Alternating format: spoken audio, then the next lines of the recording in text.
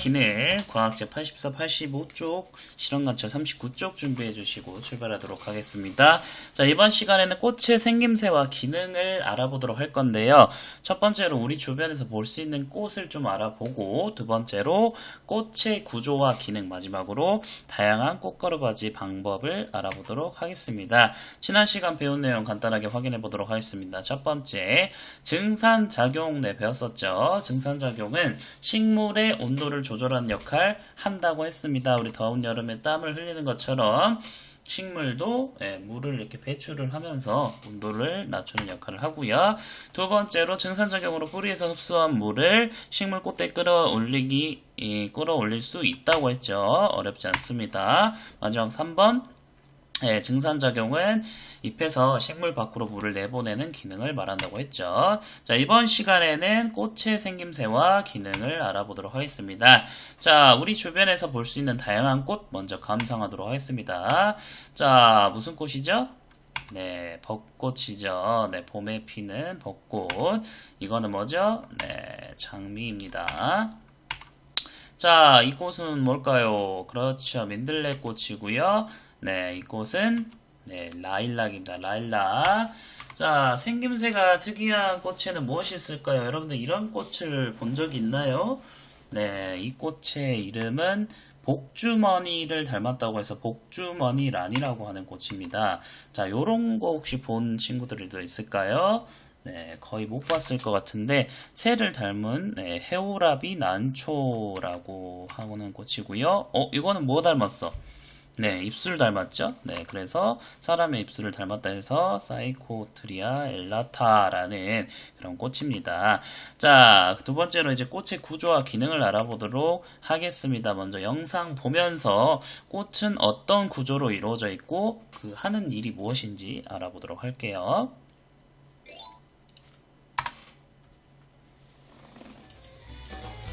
형형색색 아름다운 색을 뽐내는 꽃들. 꽃은 식물의 종류에 따라 모양과 색깔이 다양합니다. 하지만 대부분 동일한 기본 구조로 이루어져 있는데요. 사과꽃을 통하여 꽃의 구조를 살펴볼까요? 이것은 사과꽃의 구조를 나타낸 것인데요. 암술, 수술, 꽃잎, 꽃받침으로 이루어져 있는 것을 알 수 있습니다. 꽃의 중앙에는 암술이 위치하는데요. 암술에는 밑씨가 있어 후에 씨가 만들어지죠. 암술 주변에 있는 것은 수술. 수술에서는 꽃가루를 만들어요. 그리고 꽃의 가장 바깥쪽에 있는 꽃잎은 암술과 수술을 보호하고 꽃 아랫부분에 있는 꽃받침은 꽃잎을 받치고 보호하는 역할을 한답니다. 이처럼 대부분의 꽃은 암술, 수술, 꽃잎, 꽃받침으로 이루어져 있지만 수세미 오이꽃처럼 수술이 없거나 암술이 없는 꽃도 있고 꽃잎이나 꽃받침이 없는 꽃도 있답니다. 한편 꽃은 씨를 만드는 중요한 일을 하는데요. 씨를 만들려면 꽃은 꽃가루 바지를 거쳐야 해요. 꽃가루 바지란 암술이 수술에서 만든 꽃가루를 받는 것으로 수분이라고도 한답니다.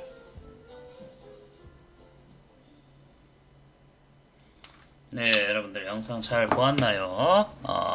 수분이라는 표현이 나왔는데 이 단어를 잘 기억을 하셔야겠습니다. 꽃가루 바지. 자, 사과꽃이 우리 교과서 예시로 나왔는데 사과꽃의 구조 한번 보도록 하겠습니다. 이쪽에 초록색 부분 암술이 되겠고요. 그 다음에 여기 노란색으로 여러 개 있는 것이 수술, 그 다음에 꽃잎, 그 다음에 꽃받침 이렇게 해가지고 꽃의 구조가 무엇이냐라고 물어봤을 때 우리는 보통 꽃잎, 꽃받침, 암술, 수술로 이루어져 있다라고 얘기를 하지만요. 모든 꽃이 다 이거를 갖추고 있는 건 아니고 꽃에 따라서는 이 중에 하나, 둘이 없는 경우도 있다라는 것을 알아두시면 되겠습니다. 자, 암술, 수술, 꽃님이 하는 꽃잎인데 오타고요. 꽃받침이 하는 일은 무엇일까요? 실험관찰 39쪽에 정리를 하시면 되겠습니다. 먼저 암술은 꽃가루 바지를 거쳐 실을 만들고요. 수술은 꽃가루를 만드는 역할을 합니다. 꽃잎은 암술과 수술을 보호하고요. 네. 곤충이나 새가 이제 꽃가루 바지를 돕는 꽃에서는 꽃잎이 곤충이나 새를 유인하는 역할도 합니다.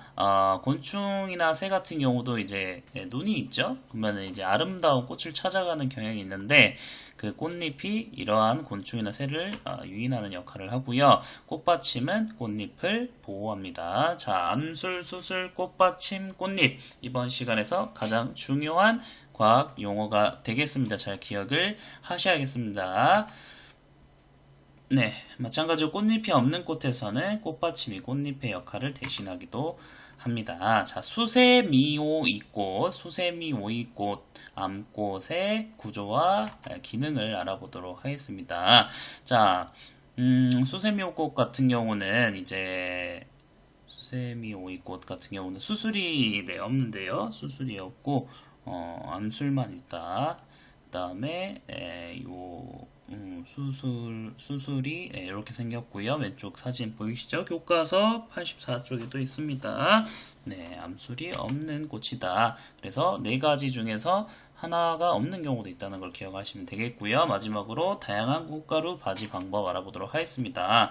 자, 먼저 식물의 다양한 꽃가루 바지 방법 첫 번째 영상 보도록 하겠습니다. 꽃은 씨를 만들고 열매를 맺는 중요한 역할을 합니다. 꽃이 씨를 만들려면 꽃가루 바지를 거쳐야 하는데요. 식물은 스스로 꽃가루 바지를 하지 못하기 때문에 주변의 도움을 받아야 합니다. 그럼 식물이 무엇의 도움으로 꽃가루 바지를 하는지 다양한 꽃가루 바지 방법을 알아볼까요? 사과꽃의 꽃가루가 벌에 의해 암술로 옮겨지고 있어요. 이처럼 벌이나 나비 등 곤충의 도움으로 꽃가루 바지를 하는 꽃을 충매화라고 하는데요. 사과나무를 비롯한 코스모스, 연꽃 등이 이에 해당해요. 한편 동백나무는 새의 도움을 받아 꽃가루 바지를 하는데요. 이러한 꽃을 조매화라고 하며 동백나무, 바나나가 이에 해당된답니다. 이 밖에 소나무나 벼 등은 바람의 도움을 받아 꽃가루 바지를 하는 꽃으로 풍매화라 하고, 물에서 사는 검정말이나 나사말은 물의 도움을 받는 식물로 수매화라고 합니다. 이처럼 꽃가루 바지는 곤충, 새, 바람, 물 등의 도움을 받아 이루어지는데요. 곤충이나 새의 도움으로 꽃가루 바지를 하는 꽃에는 꿀이 있다는 특징이 있습니다. 꽃에 있는 꿀이 곤충이나 새 등 꽃가루 바지를 돕는 동물을 불러들이는 것이죠. 그런데 만약 꽃가루 바지를 돕는 곤충이나 새가 없어진다면 어떤 일이 생길까요? 만약 그렇게 된다면 식물이 제대로 꽃가루 바지를 하지 못할 거예요. 그래서 씨를 제대로 만들지 못하고 열매가 만들어지는 양도 줄어들게 된답니다. 그러면서 곡식이나 과일의 생산량이 줄어 굶주리는 생물이 많아질 수 있어요. 이처럼 꽃가루 바지는 식물뿐만 아니라 생태계 전체에 영향을 미치는 중요한 부분이라는 것을 알 수 있답니다.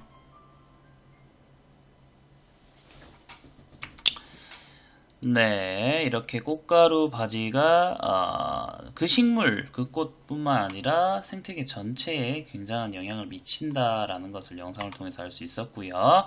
꽃은 씨를 만드는 역할을 한다. 씨를 만들려면 수술해서 만든 꽃가루를 암술로 옮겨야 되는데 이 일련의 과정을 꽃가루 바지 또는 수분이라고 한다. 자, 이 수분이라는 단어 반드시 기억을 하셔야겠습니다. 자, 실험관찰 39쪽입니다. 꽃에 있는 꾸리하는 일은 무엇일까요? 네, 곤충이나 새 등 꽃가루 바지를 돕는 동물을 불러들이는 역할을 합니다. 자, 꽃가루 바지를 돕는 곤충이 없어지면 어떤 일이 생길까요? 네, 식물이 꽃가루 바지를 제대로 하지 못해서 수분을 제대로 하지 못해서 씨와 열매가 만들어지는 양이 줄어들겠지요. 네, 그 다음 이제 동물을 이용하는 그런 꽃가루 바지를 하는 꽃도 있는데 그 방법 한번 영상을 통해 살펴보도록 하겠습니다. 식물들은 다양한 색깔과 모양의 꽃들로 아름다움을 과시한다. 꽃은 식물의 생식기관. 그러나 움직이지 못하는 식물에는 스스로 수정할 수 없는 것도 있다. 식물은 사랑의 중매쟁이인 곤충들의 도움을 받는다. 이리저리 분주히 꽃가루를 나르는 곤충들.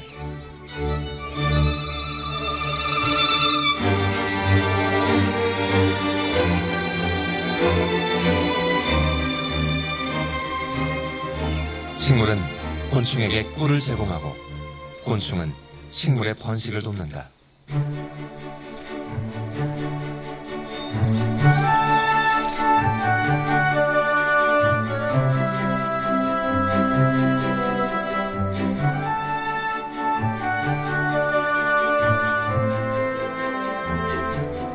식물은 환경을 이용하기도 한다. 그 중 하나가 바로 바람이다.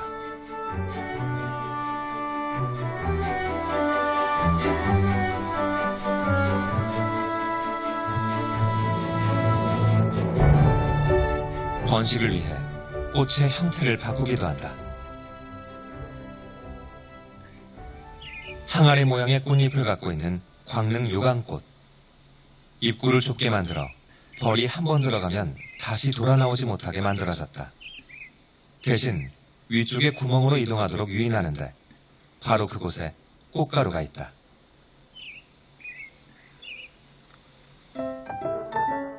그런가 하면 뛰어난 위장술을 가진 꽃도 있다. 암벌의 외모와 꼭 닮은 꽃잎. 게다가 강력한 페로몬을 발산한다. 속아 넘어간 수거리, 짝짓기를 시도하는 사이 온몸엔 꽃가루가 묻는다.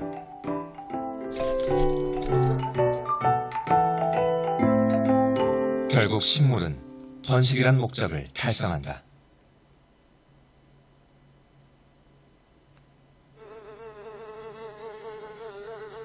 파리 한 마리가 꽃에 앉는다. 그런데 순식간에 꽃이 움직이더니 파리를 가둔다. 덫이다. 빠져나오는 동안 파리는 꽃가루를 옮긴다.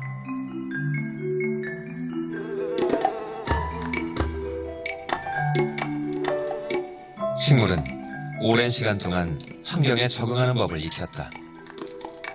고도의 번식 전략가라 해도 과언이 아니다. 그만큼 혹독한 생존 전쟁을 치러온 식물. 그 과정에서 유혹의 기술을 익혔다.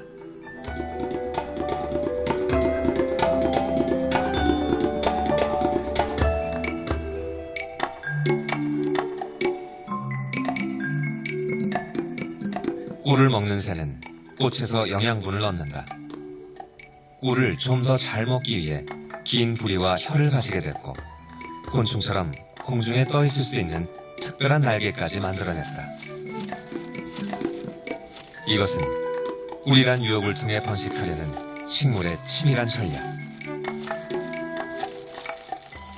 꿀을 얻으려던 생명들은 오히려 식물의 번식을 위한 노예가 되었다. 움직일 수 없는 식물은 살아남기 위해 더 똑똑해져야만 했다.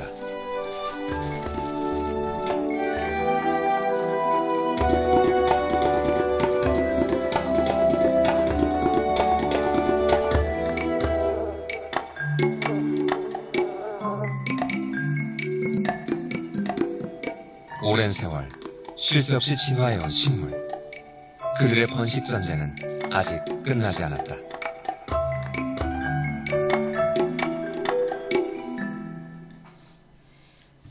네, 영상 잘 보았나요? 번식의 전략과 꽃에 대한 영상이었고요. 자기의 종족을 유지하기 위해서 이렇게 다양한 방법을 사용한다는 거.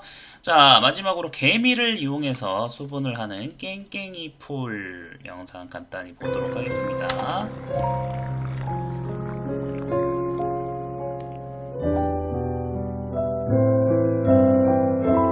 이른 봄, 줄기가 올라오며 깽깽이 풀의 꽃이 피어납니다. 잎사귀보다 먼저죠. 흙에 씨를 뿌린 지 3년이 돼야 꽃을 피우는 깽깽이 풀은 번식력이 그다지 왕성한 편이 아닙니다.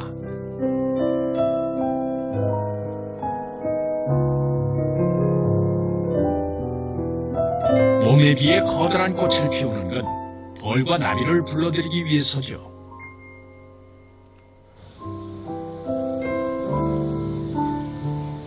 수분을 마치면 제 역할을 다한 꽃들은 시들고 씨방이 자라 씨앗을 맺습니다. 봉우리엔 씨앗으로 가득 차 있습니다. 7, 8월이 되면 씨앗은 잘 익어 밖으로 나올 준비를 합니다.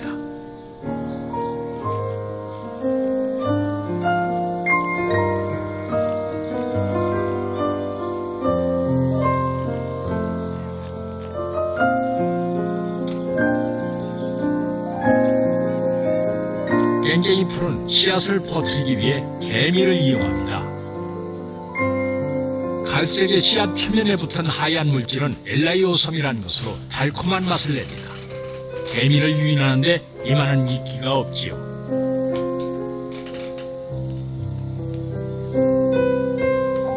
깽깽이 풀이란 이름은 개미의 동선을 따라 깽깽이 띄움을 하는 것처럼 줄지어 피기 때문에 생겼다고 합니다. 씨앗에 붙은 물질은 분리가 안 돼서 개미들은 씨앗채 물고 가지요.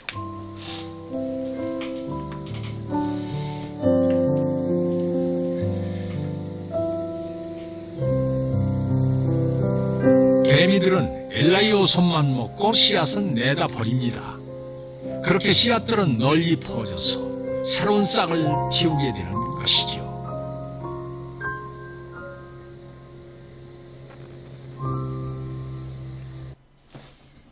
네, 자 이렇게 개미를 이용하는 꽃도 있다. 깽깽이 풀은 자신의 종족의 번식을 위해서 수분을 하는데 혼자서 할 수 없기 때문에 달콤한 꿀을 이용해서 개미를 유인한다. 이렇게 배워보았습니다. 자, 이번 시간 배운 내용 확인해 보도록 하겠습니다. 첫 번째, 꽃은 꽃가루 바지를 거쳐 씨를 만드는 역할을 한다고 했고요. 두 번째, 꽃에 있는 꿀은 곤충이나 새 등 꽃가루 바지를 돕는 동물을 불러들이는 역할을 한다고 했습니다. 마지막 세 번째, 꽃의 구조와 기능에서 꽃잎은 암술과 수술을 보호하는 역할을 한다고 배웠지요. 자, 이번 시간에 배운 내용 잘 기억하시고 다음 시간은 열매의 생김새와 하는 일에 대해